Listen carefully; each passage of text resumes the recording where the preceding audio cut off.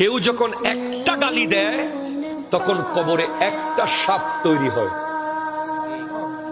এটা মাথায় রাখতে হবে। আজকের সমাজে গালি জিনিসটা এলো কেন? আপনি যদি গবেষণা করেন গালি কিভাবে এলো, গালি কোত্থেকে এলো, গালি কেন সৃষ্টি হলো, উত্তর আসবে ক্ষমা যেদিন বিদায় হয়েছে গালি সেদিন এসে গেছে। ঠিক কিনা বলেন? যদি ক্ষমা থাকতো, হ্যাঁ ভাই ঠিক আছে, আচ্ছা যাই, যান ভাই যান, যা হয়েছে হয়ে। কেউ যখন একটা গালি দেয় তখন কবরে একটা সাপ তৈরি হয়। এটা মাথায় রাখতে হবে। আজকের সমাজে গালি জিনিসটা এলো কেন?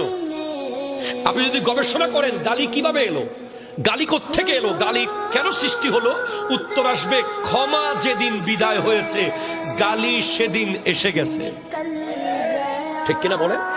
যদি ক্ষমা থাকতো, হ্যাঁ ভাই ঠিক আছে, আচ্ছা যাই, যান ভাই যান, যা হয়েছে হয়ে।